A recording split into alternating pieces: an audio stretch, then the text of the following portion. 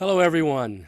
Good day and welcome. My name is Anthony Mills. I'm the Executive Director of Global Innovation Institute based in the United States. Today is Wednesday, June 15th, and this is our monthly webinar series, and we're glad to have you join us for this webinar. We have a number of people with us today. If you would let us know where you're from on the chat here. If you have questions or comments during the session, feel free to put them in the chat window. And then at the end of the presentation, we will address your chat, your questions in the chat there. And so just real briefly, as most of you know, Global Innovation Institute is the world's leading professional certification, business accreditation, and membership association in the field of innovation. And we do a monthly webinar series like this to really build our community and build our base of knowledge across the community, bringing in world-leading thought leaders and experts to share with us their unique insights about innovation and corporate innovation and innovation strategy and growth and so forth. So we welcome you here for that. Now I want to introduce our guest speaker for today and tell you a little bit about him. And then after I introduce him, I will turn it over to him. So our guest today is Dr. Ralph Christian Orr. Dr. Orr is a corporate innovation expert looking at modern approaches to future-proofing companies. Specializing in dual innovation and scaling up, he is passionate about helping organizations overcome innovation theater by generating real impact from their corporate innovation activities. Dr. Orr is a T-shaped integrative thinker, a widely read blogger, a top voice on LinkedIn and Twitter, and co-author of the book Scaling Up Corporate Startups, Turn Innovation Concepts into Business Impact. He's also the founder and managing partner of the consultancy Dual Innovation. Dr. Orr holds a PhD in physics from Johannes Gutenberg University, Mainz. And prior to his consulting and advisory work, Dr. Orr held various positions in corporate innovation, corporate development, and product management at corporates and SMEs across different industries. Dr. Orr is currently based in St. Gallen, Switzerland. So please join me today in welcoming Dr. Orr to our webinar and sharing with us his insights. Dr. Orr, the floor is all yours now. Thank you very much, Anthony, for the great introduction. And thank you all for joining this webinar. I see from the participants, you come from all over the world. So it should be a lively discussion later on. So my plan is to go through the presentation for about 40 minutes. So please, Anthony, give me a heads up if I'm running out of time. Will do. And then later on, we can enter the Q&A. And so if you have urgent questions, just let's say put them in the chat during the presentation, and we will address them, of course. I will try to put up my slides now. Can you see them? Yes. I should go in presentation mode. So yes, now it should good. be full screen. Yeah, the webinar is called Dual Innovation, the Power of Ambidextrous Organizations. And as you already introduced, Anthony, I was getting across the notion of ambidexterity quite a while ago when I was a former corporate guy, so to speak.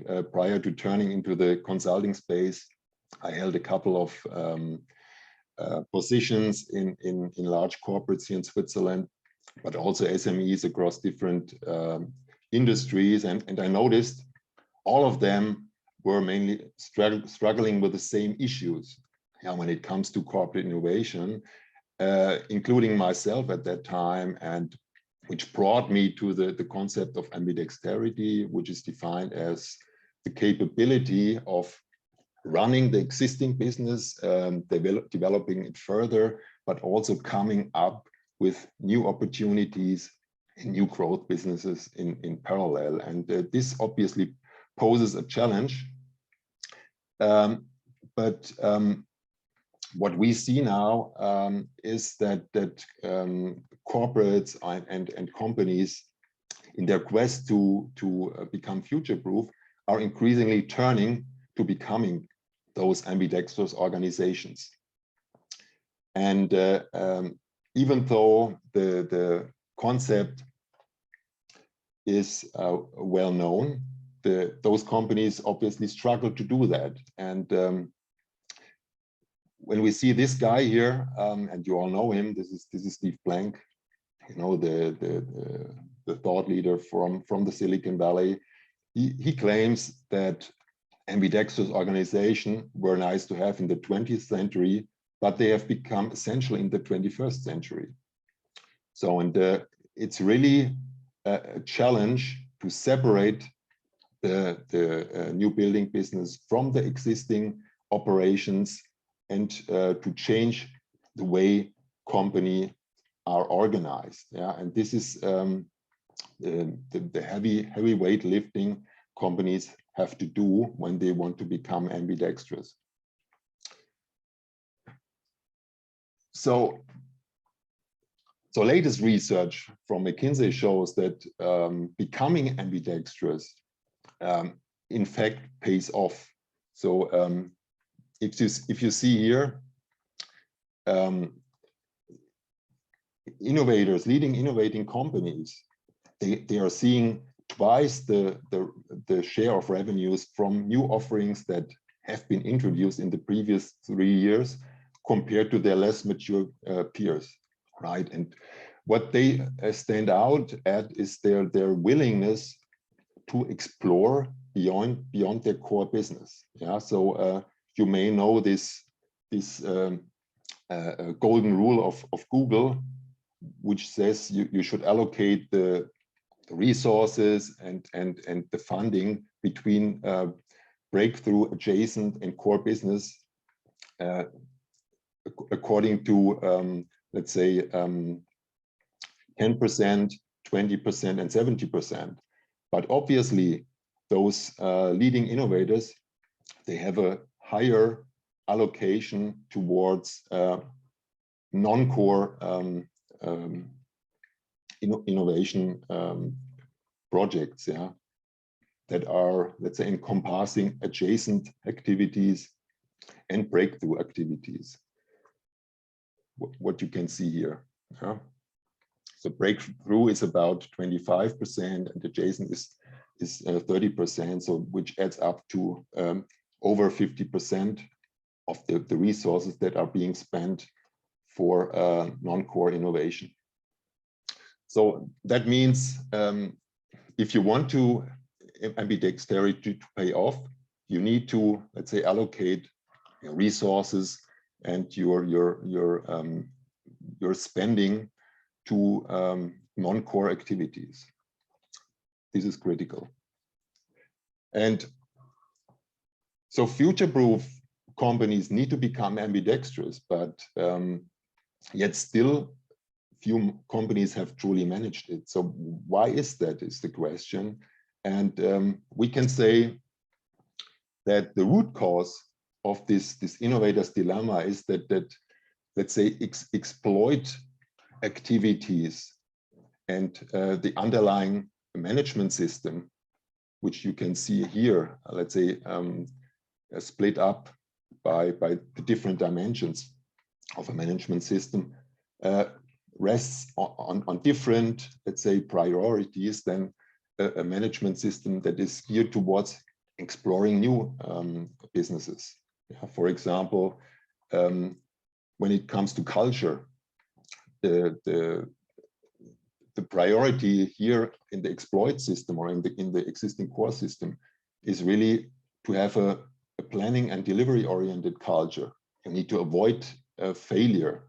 But on the other hand, if you want to come up with new businesses, there is a learning and building orientation, and failure is an inherent part of the learning and of growing new ventures.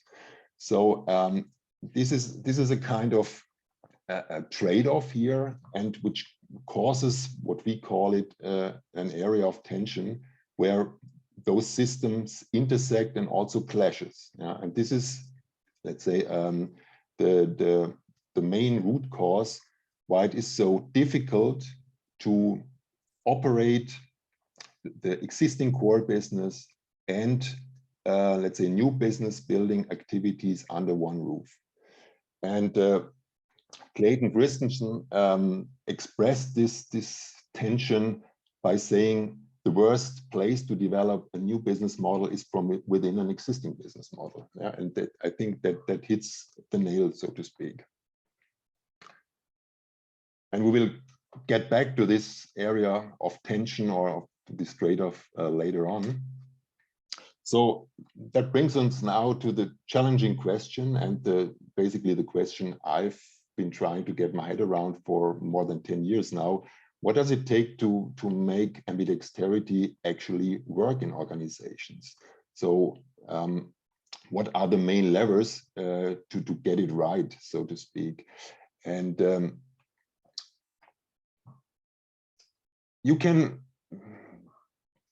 essentially boil these key measures down to three key questions, which are why, what, and how.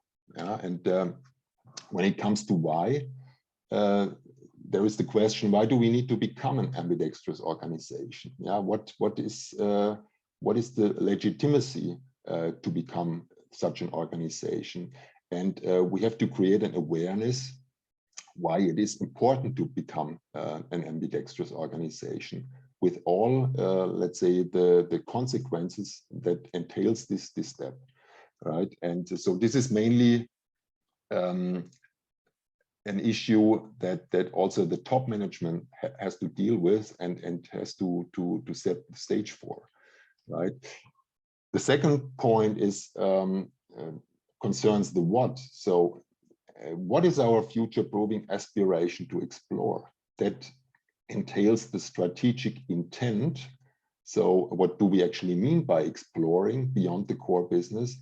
And how is this, let's say, intent aligned to the current core business? So how does this pay into the future of the existing core business? So if you don't have this alignment and the link, you will have two silos, meaning the core business and some kind of new business building activities operating independently from another, and not interplaying with each other. And this is not an ambidextrous organization, right?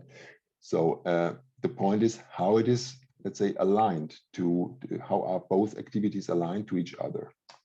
And the third point is the how. So how do we actually organize ambidexterity in our organization? And this, let's say, comes down to four main points. Is how do we set up a dedicated explore environment where new businesses and new opportunities can be driven in protection of the core business, with the right tools, with the right mindset, with the right setting.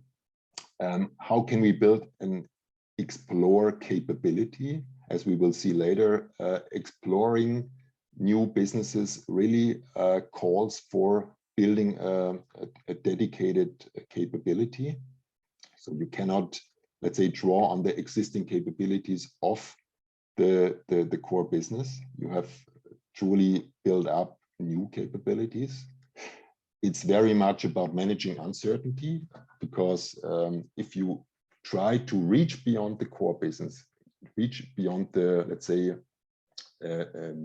the existing operations, which is already well known, the level of uncertainty is increasing, and you have to manage this, because you want to avoid that you really put resources into something that doesn't pay off later on. So how can you manage this? Yeah, how can you balance this investment and the payoff, right? Which needs to be secured. And last but not least, implementing ambidexterity. This is what I learned in the last 10 or so years, is that it very much comes down to balancing separation and integration. So you need to find a careful balance for each company to really address both directions. Yeah, on the one hand, you need to separate new business building activities from the core business to protect it, to give it, let's say, their earmarked funding, etc. But on the other hand, at some point, upon growing it up, it needs to be, let's say, needs to become in touch with the core business. It needs to be scaled up. It needs to be transitioned into the core to become the let's say, new business, or the emerging business in the core business. Yeah? So it cannot be or remain isolated from the core business the entire time. So, and these are four, let's say, key issues organizations need to solve. And when it comes to, let's say, the why and what, we can say, so if you look here, that the first step, so the roof of this building, so to speak, is really a kind of awareness on the part of the C-level leadership in particular, why ambidexterity is mandatory to stay future-proof. So if this awareness is not there, if it's not, let's say, shared at the top, the C-level won't, let's say, provide any alignment and setting the stage for implementing ambidexterity, which is associated with changes in the organization. So this needs to be a prerequisite for making ambidexterity work. It also entails defining an overarching and compelling vision, let's say, which, let's say, both camps, the exploit camp, meaning the core business camp, but also the explore camp that wants to come up with new businesses, can relate to. So, and this is related to shaping a shared identity. So we want to really create a we are one identity, rather than, let's say, generating two different identities in the core business and in the exploratory part of the company. So this is, let's say, all issues that the C-level needs to take care of and needs to make sure that those, let's say, ideas disseminate throughout the organization. And so this is the starting point, basically, to implement ambidexterity. As the next point is, yeah, when it comes to the what, we need to address the question, what does explore in fact mean to us? Yeah, so every company needs to become clear about the intention of exploring. So what do we want to achieve by exploring beyond the core business? How do we want to move? How far do we want to move from the core? So which risk are we willing to take? So what is our propensity towards uncertainty, right? And so some companies, let's say, feel confident to reach far beyond the core, others not. So there is no right and wrong, but you should be clear about that upfront prior to, let's say, addressing the how in the organization, and to implement changes in the organization.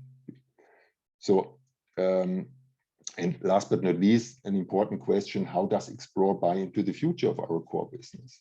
As I mentioned earlier, the new business building needs to have a link to the future of the core business, right? Otherwise, it's let's say you create a silo, and there is no interplay at all and no alignment, right? And I think this is what makes up an ambidextrous organization, that, let's say, both streams work in tandem, right? And not isolated from each other.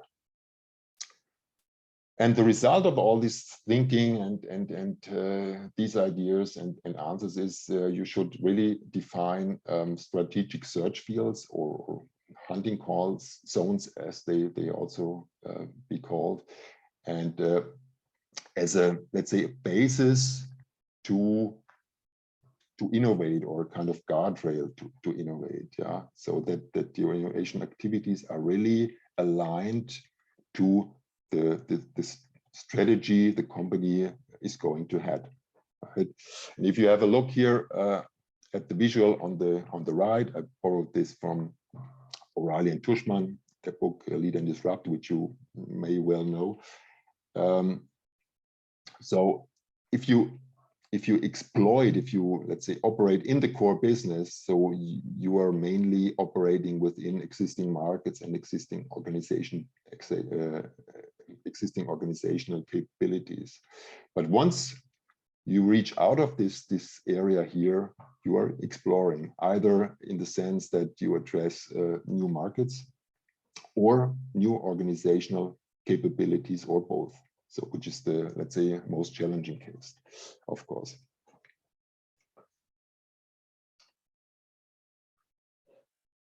So when it comes to how should we address ambidexterity in an organization, or how should we implement changes that makes a company ambidextrous? So we suggest an approach that is called dual innovation, let's say, with which we have developed based on the notion of ambidexterity, but having developed it a bit further by addressing some weak points of the ambidexterity concept in our opinion.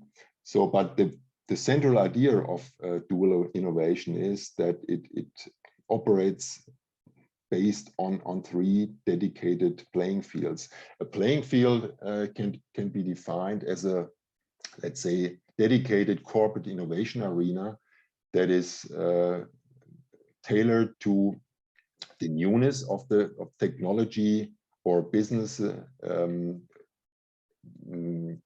developed by a venture, for example. Yeah, if you see here, if you operate in the playing field one, for example, you mainly deal with deployed technology and an existing business model, right?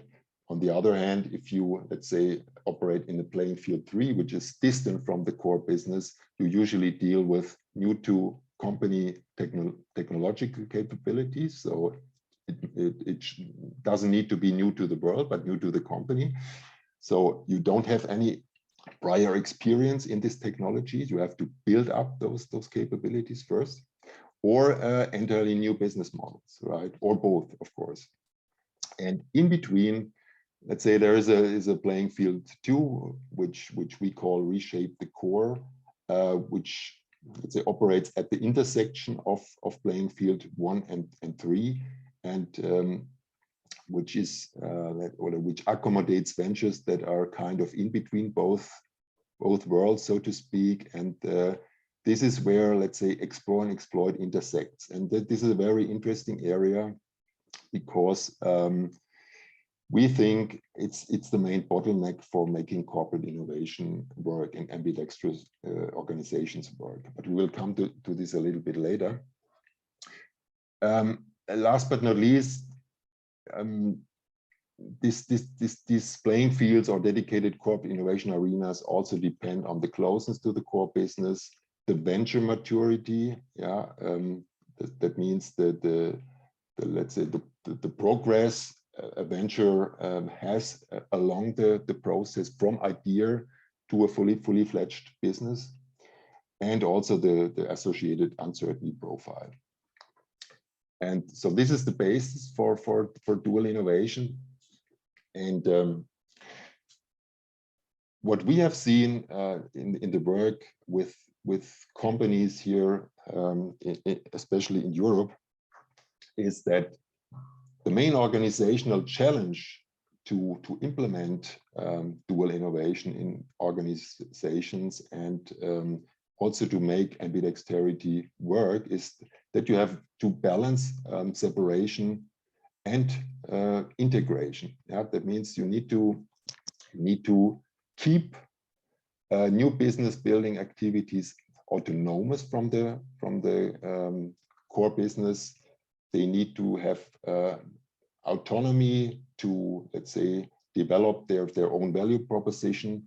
They need to avoid to get incrementalized by the core business, and so on. So they require some protection, some earmarked funding, some dedicated resources, and so on and so forth. And this is what takes place here in the playing field 3. We call it create the new. So this is mainly the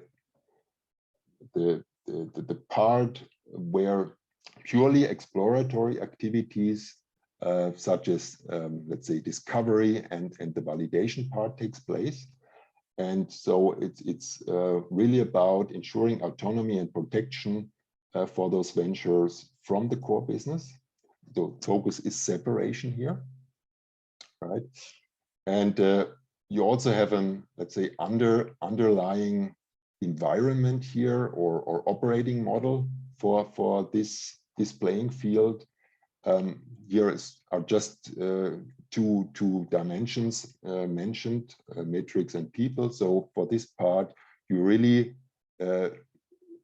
build on learning related metrics, for example, and you usually have founders and entrepreneur-like people who, let's say, run those ventures and those activities, right?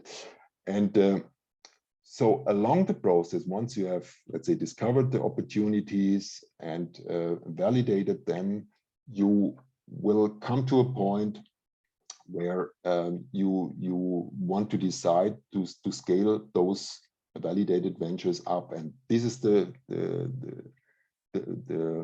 let's say, the point where the venture enters, we call it scaling up phase. Yeah, and this is at the intersection of explore and exploit. And this is, if you remember the first slide, it's where the area of tension plays out, yeah, because those two disparate, let's say, paradigms or directions of impact clash here. And that is why it's so difficult to ramp those ventures up in this phase. So, and you have to deal in this phase with on the one hand this area of tension, yeah. So you have to resolve the inherent tension that play out when you bring explore and exploit together. On the other hand, this is the place where let's say you can tap into the incumbent's advantage, meaning you can draw on the existing capabilities and assets of the core organization. So it's like a coin with two sides. Yeah, you won't get one side without the other. So to endow the venture with an incumbent's advantage, you also have to deal with the inherent tensions of this part of the process, so to speak. And when it comes to the people here that, let's say, are well suited to drive these activities, we have learned that you need real ambidexter, we call them, or builder, to, let's say, bring those validated ventures towards the core business. So they need to be comfortable with having, let's say, one leg in each camp, so to speak, in the explore camp and the exploit camp. And those people are really hard to find, and most companies, let's say, need to educate them and to train them to become ambidextrous. Yeah. So here, in this intermediate playing field, which we call reshape the core, the focus is not separation anymore, but integration. So really bringing the exploratory activities with the core business together. And this is maybe the most challenging part of making ambidexterity work. If we would have to, let's say, highlight two key separation measures, yeah, that are particularly relevant in the playing field 3, where purely exploratory activities operate, then one would be you have to create a dedicated Explore environment for sure. That means you have to choose an organizational setup that is tailored to your defined strategic exploration intent, right? And that's the main reason why I said earlier you need to define what exploration is in your case or in a specific company's case.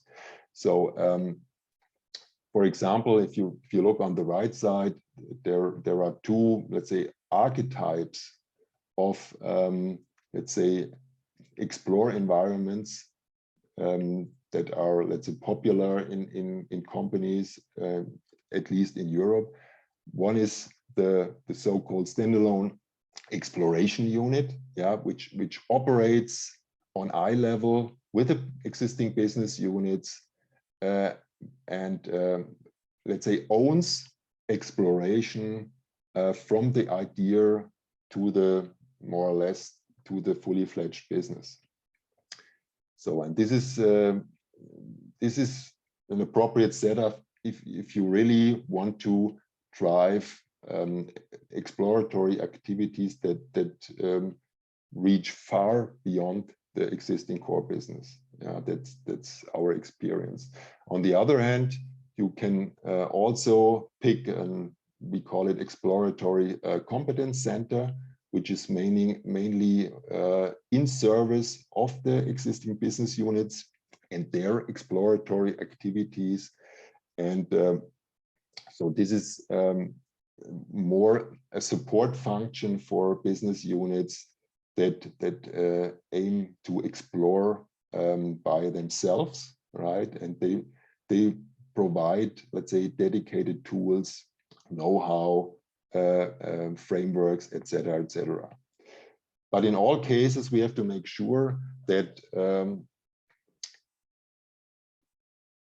let's say an end-to-end competence is built up that encompasses three distinct competences: discovery, validation, and scaling up, right? And this is important. A second key measure is dedicated resources. Yeah, so driving exploratory ventures simply doesn't work with part-time staff. Yeah, you really need a full-time staffing for explorative initiatives. So, because if you look at greenfield startups, they also have full-time staff. So in order to be competitive, you really need to make sure you have dedicated resources and full-time staffing here. And it's also important to staff the activities with appropriate skills and mindsets. What we often see is companies put the right frameworks and processes in place, but they staff it with, let's say, people or personnel coming from the core business with an old mindset, with let's say, a traditional thinking, and this often clashes as well with the intention to explore and to, let's say, think beyond the existing businesses. And last but not least, we have to make sure that the ventures are being, let's say, endowed with earmarked funding, especially for scaling up. So I frequently, let's say, face the situation that I see ventures going through the process. They validate the idea, they validate the business model up to a certain point, and then they are ready to scale up and prepared for that. But actually, no money is committed further to scale those ventures up, and this is a bad thing. So because this is where the actual impact is being created during the scaling up phase. So if you don't provide funding in that phase, the ventures are going to fizzle out or die or whatever, right? And so you need to make sure right from the beginning that you have an earmarked funding along the entire process. This is critical.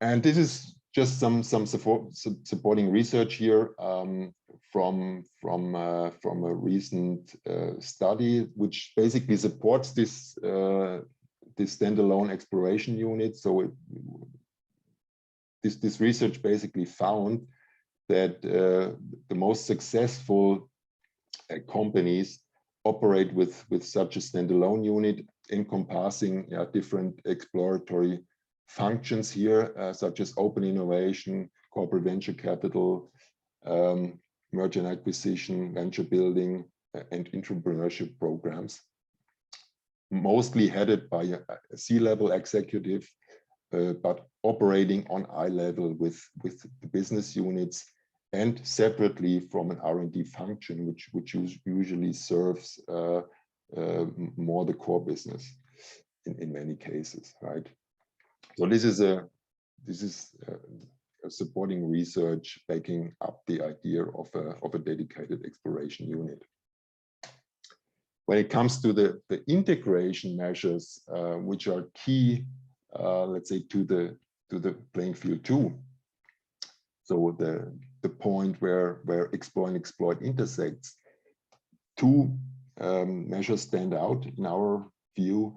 One is we need to build an effective governance scheme, right? So for those ventures or for the venture portfolio, meaning establishing a venture board, we call it. So some kind of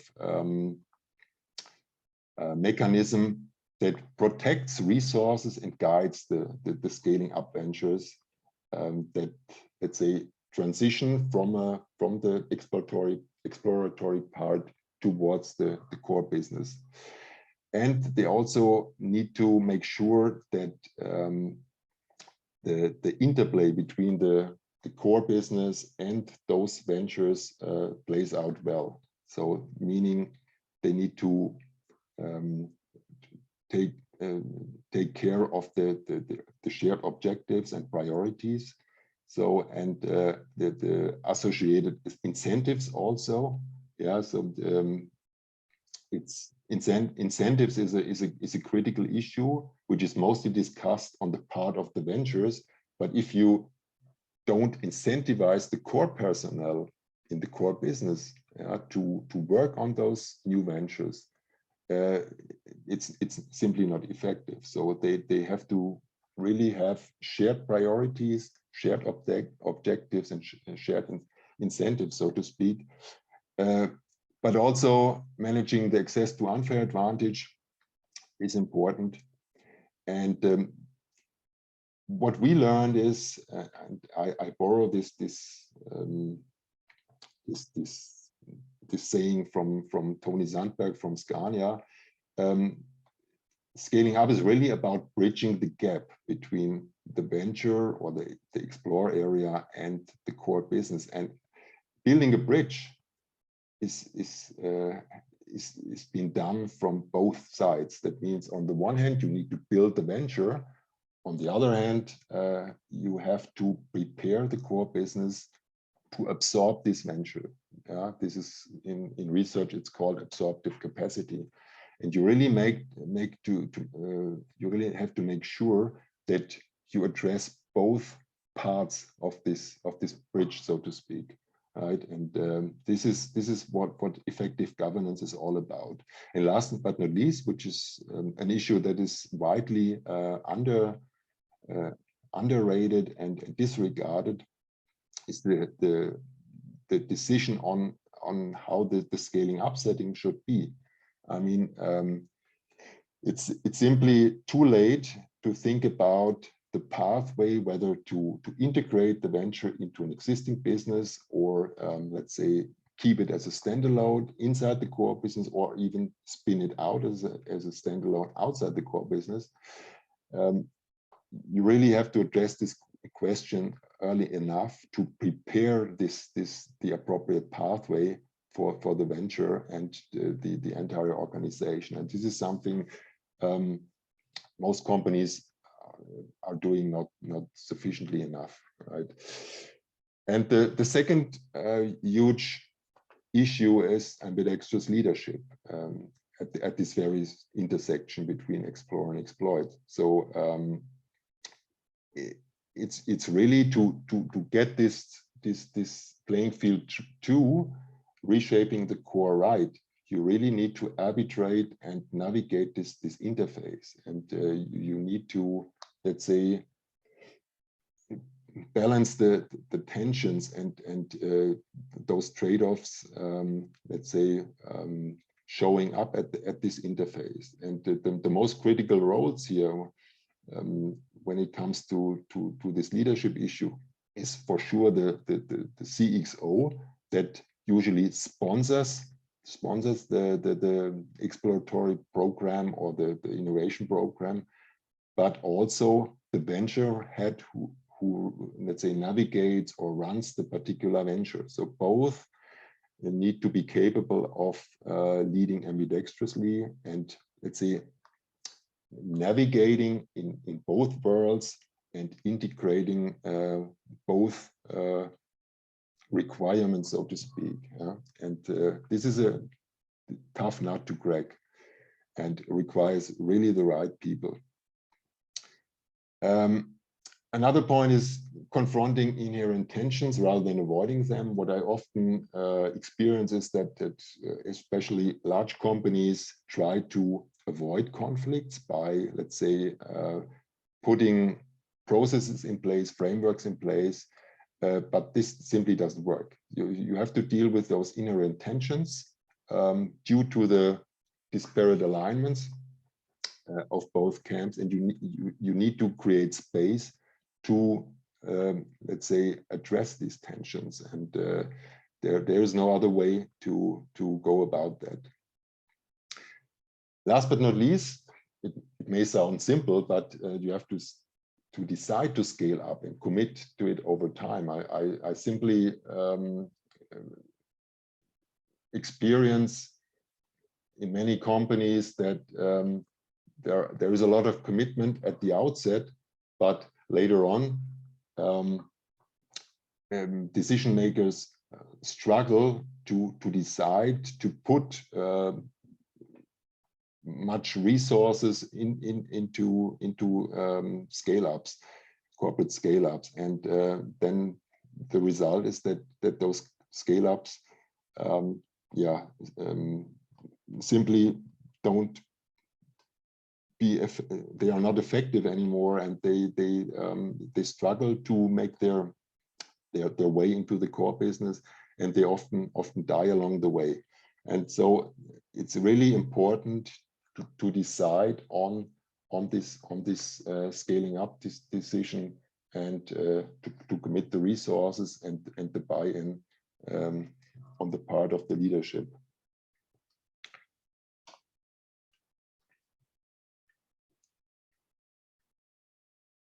Anthony, can you tell me what time it is?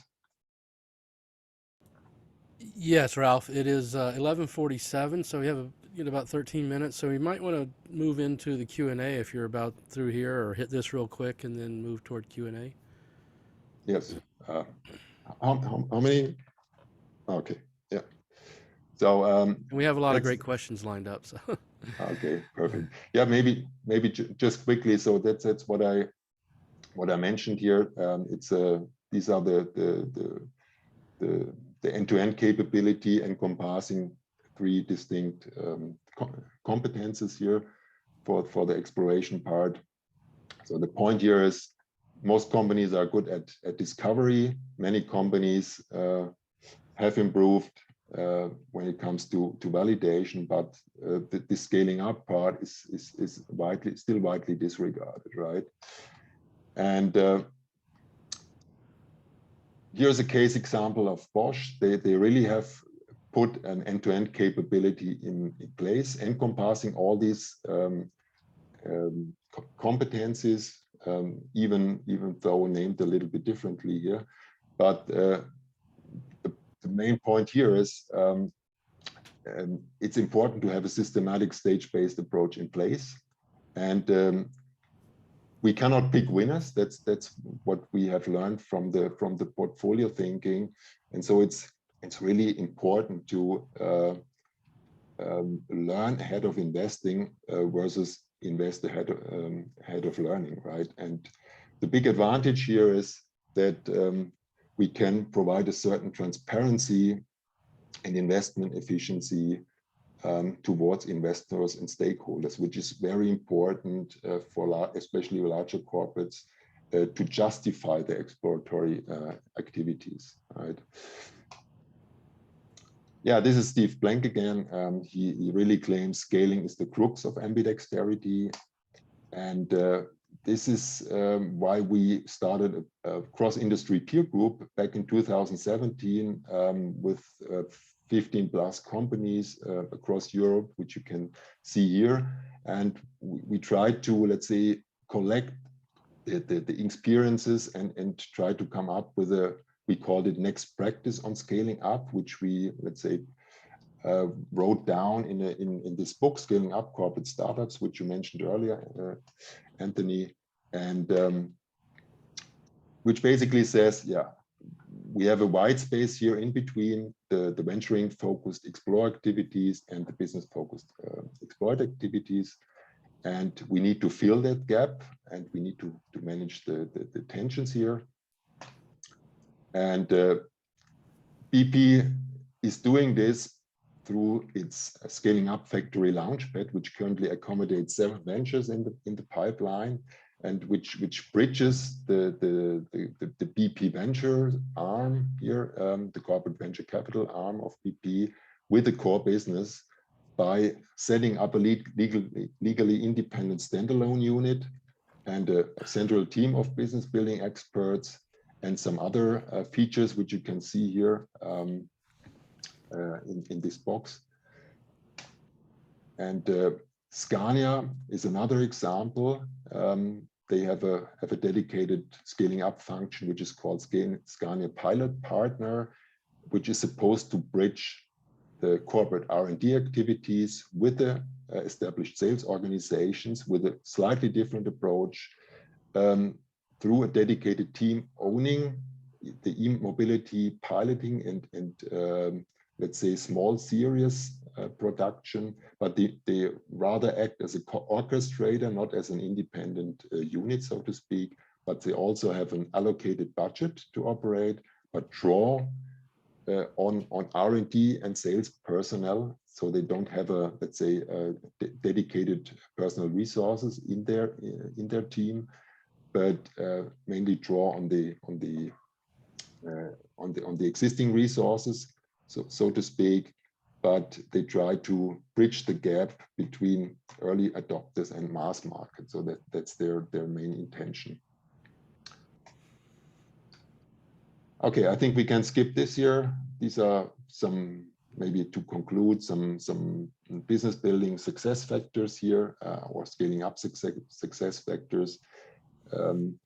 But I think let's close here, and maybe with this chart here as a kind of conclusion at a glance, which are the key measures to making ambidextrous work in organizations, and which I try to highlight in the talk.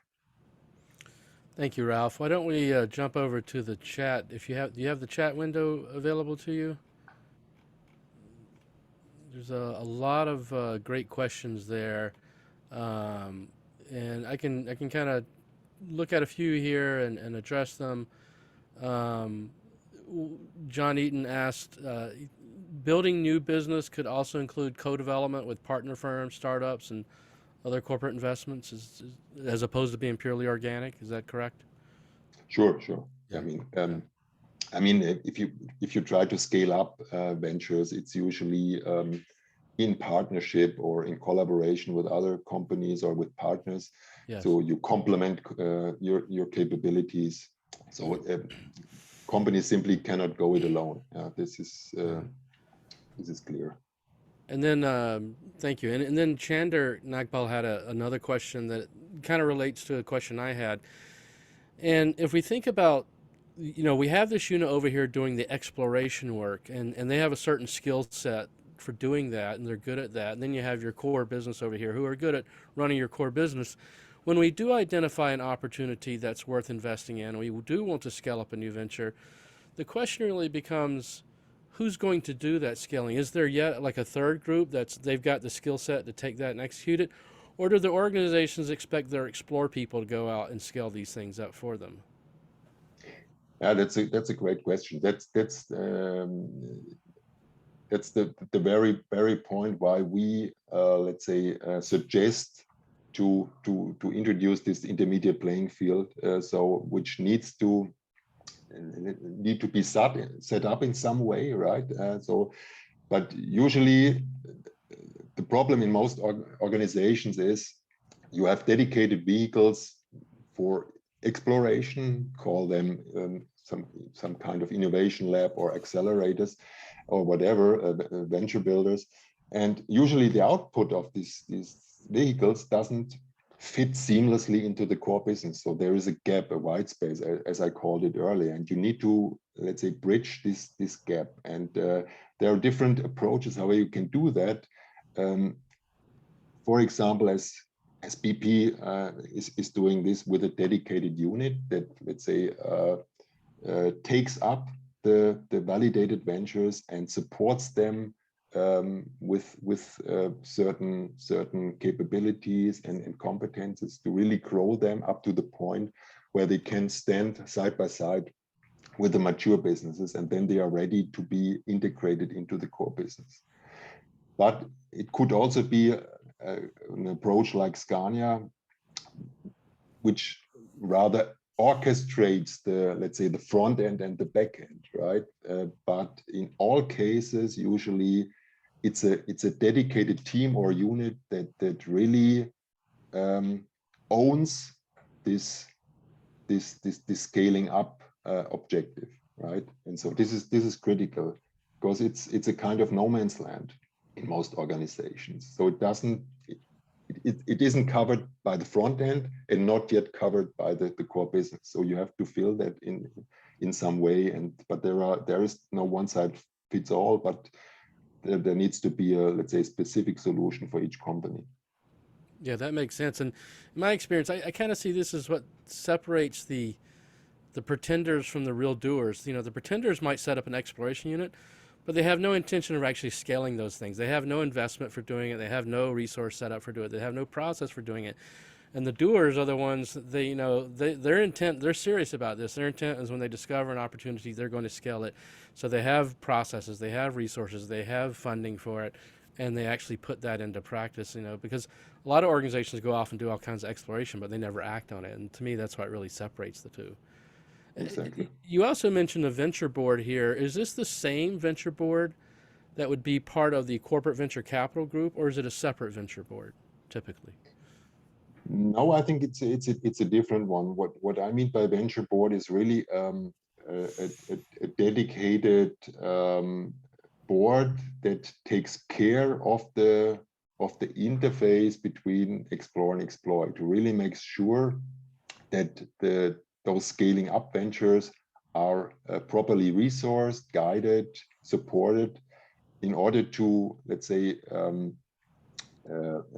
navigate this transition from the exploratory part towards the core business successfully. So those ventures simply won't make it without this support, and you need to really let's say set up this board properly, that the most important stakeholders are being represented in the board to make sure the ventures have a good chance to be properly transitioned into the core business, and have the sufficient support from the relevant stakeholders along the way. Okay. Mohammed Taibeh had a question here. So, what, in your opinion, what are the triggers in a company for kicking off this exploration? Keeping in mind that some companies are splitting and focusing more on core business. So, what triggers them to go out and do the exploration, and what's the main readiness criteria in any company to ensure they're going to be successful at scaling up and exploring new opportunities? I think, as I as I as I mentioned right at the beginning, I think it's mandatory to explore, right? Otherwise, the future of a company will not be secured. I mean, every company is facing disruption. Business models are changing, and so companies still need to, let's say, adjust to that, and there is no other way than exploring. And I think you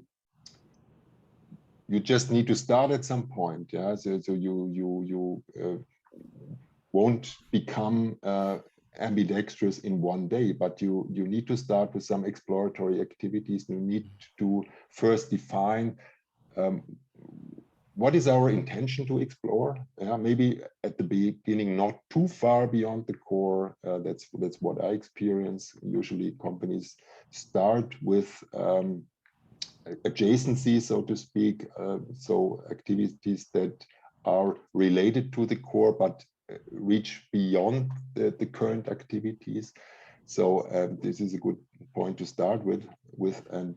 But at some point, you also need to really explore, to think about completely new business models, completely new capabilities, and so there is no other way in my view. And you just have to sell it to stakeholders and the investors, right? Because it's also, you are burning money, and the other ones, they earn the money, so to speak, and there is some discrepancy, and you need to resolve that. This is important, and this is why it's important to pick the right approach. Yeah, that's a great answer, and I think you and I and everyone on this webinar recognize that this exploration is necessary, but unfortunately, a lot of CEOs and board of directors aren't always seeing that. And you're right; it has to be sold to the board and the stakeholders to make sure they understand this need. In my opinion, if the board of directors, they have a fiscal responsibility to ensure the company's going out and doing exploration. So Exactly. you're absolutely right.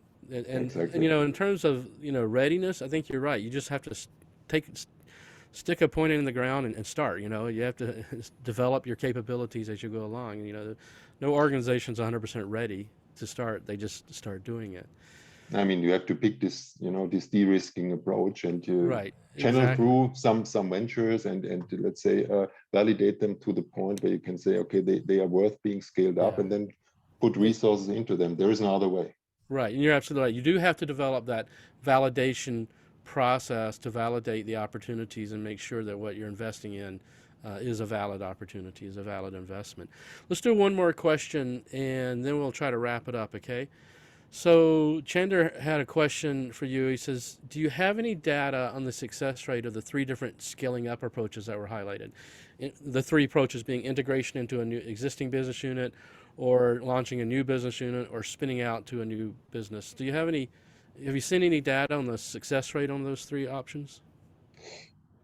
No success rates. I mean, I simply try to point out that there are different pathways. So because it's not part of the thinking of corporates at all at the moment, or of most corporates. So I think there are, let's say, data on the scaling up success overall, right? But not broken down to the individual, let's say, pathways. But it's important to be clear on the pathway, because this pathway needs to fit to the venture and how it relates to the core business, or to the future core business. And in some cases, it makes sense to integrate the venture. In some cases, it might be appropriate to, let's say, keep it as a standalone, which is not a favorite option for most companies still. And in even a couple of cases, it might imply spinning them out and let's say just keeping a minority share or something like this. Again, there is no one size fits all, but you need to think in different options, and you have to keep them in mind and address them early on. Those questions. That's important. Well, very good. So, yes, those are great answers. And I just want to thank you, Ralph, for sharing that insight and your expertise with us and sharing all of your answers. Incredibly insightful. The audience today has thoroughly enjoyed what you've shared with them. There's a lot more comments I'd be happy to share with everyone afterwards. We'll distribute the recording to everyone. We can share the chat and a lot of great questions and comments. And maybe Ralph, at some point in the future, you can connect with some of the people and have conversations with them. Ralph, how would we get in touch with you if we wanted to get in touch with you? Yeah, first of all, thanks for having me again, Anthony. It was a great pleasure, even though I was a bit short in time. Sorry for that. But just reach out to me. Maybe the best would be over LinkedIn. So I'm happy to take the remaining question I couldn't answer here. So just ping me on LinkedIn via direct message or whatever, and I'm happy to exchange or to address those questions later on. So I Okay. think the best would be over LinkedIn, and then we can take it from there. Very good. Uh, Thank you so much again. So, with that, we're going to finalize today's webinar. Thank you again, Dr. Orr, for being our guest. Thank you for everyone for joining us for this webinar. Incredibly insightful. And we'll see you again in a few weeks for our next webinar that's upcoming in July. Take care, everyone, and have a great day. Thank you.